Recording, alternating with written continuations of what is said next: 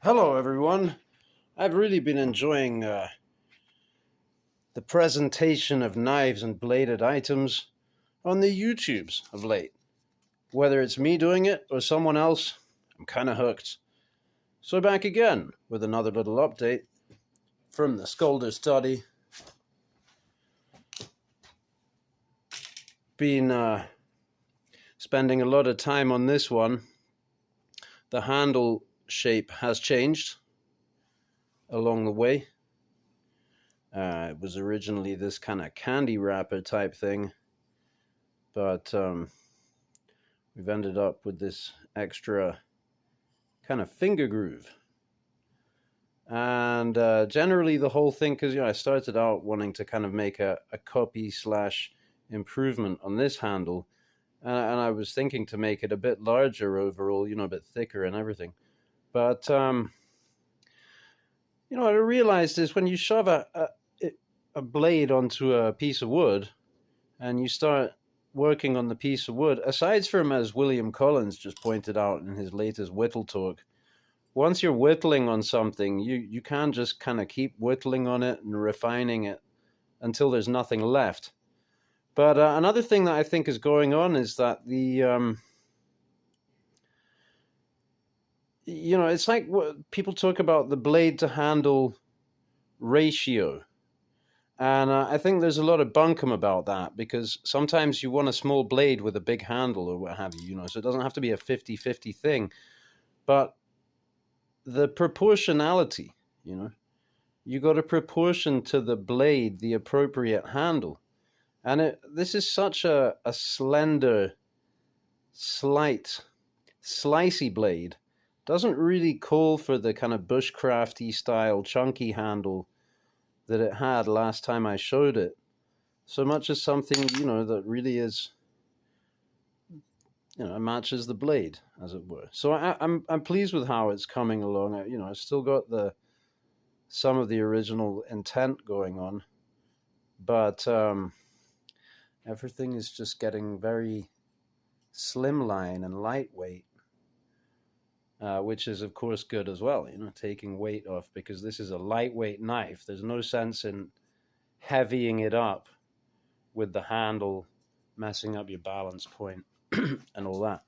So let's dunk this in oil and then take a look at the next thing that has occurred to me to pop off on.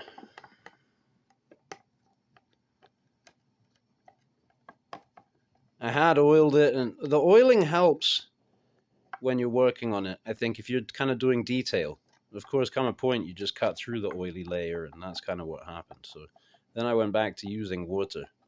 Use water to raise the grain, and then you can sand on it a bit, carve it a bit, file it.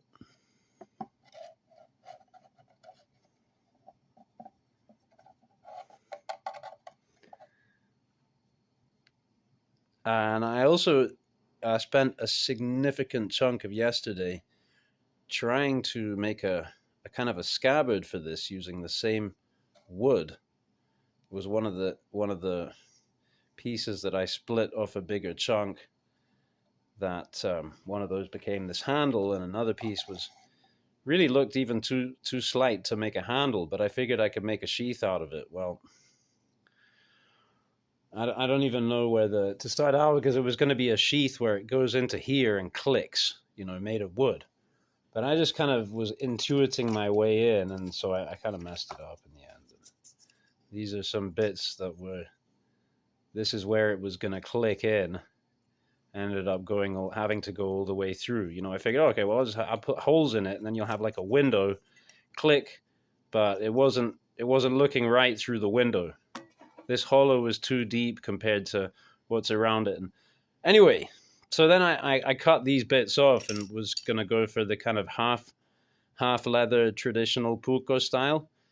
And then I don't know where I put those two bits either. And in the end, I think it's maybe, it's all by way of study.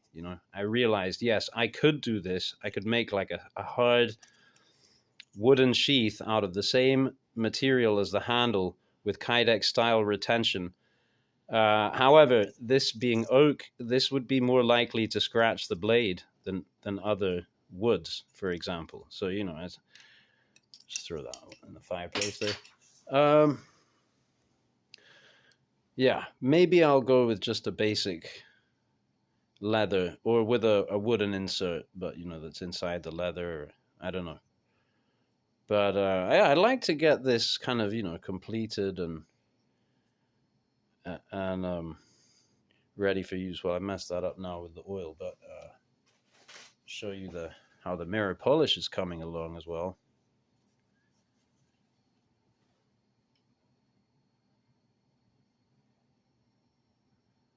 Just polishing the bevels to kind of match the flats. The flats I haven't touched, so that's the flats have the original Seiki mirror polish. But in the hollow bevels there, that's what I've been doing with the Japanese Waterstone, appropriately enough, on the Tormek. It's actually,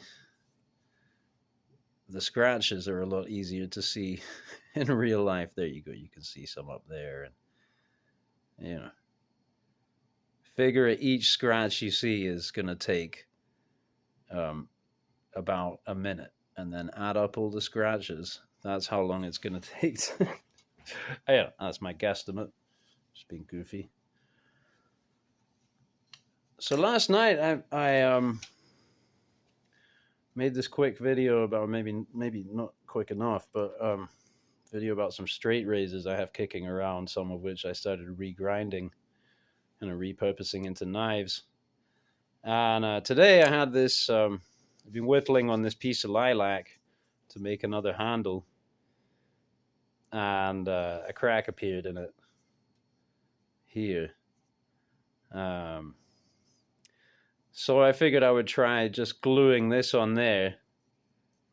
I mean, I think the crack even opened up because of the super glue since I put that on there. So it'll be another cracked handle, but we're trying to just stop the crack from traveling any further down now, and stuck that on there because I figured, you know, I showed this recently as well, this messed up block of this cool stuff, that I could salvage some of this and make a kind of a funny handle.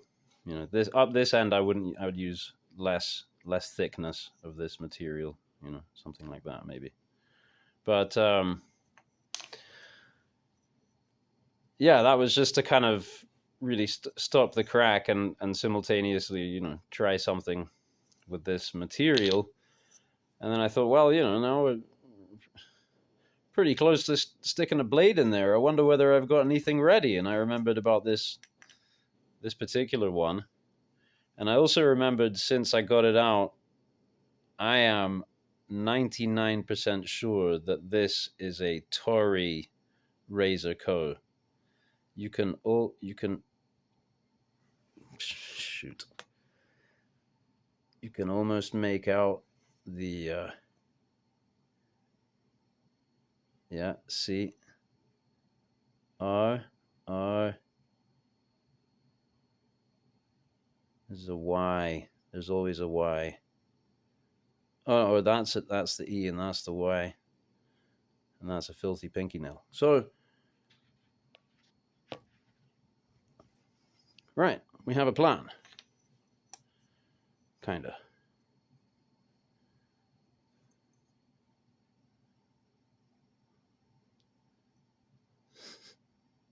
Yeah. Okay. Gotta go. Thanks for watching.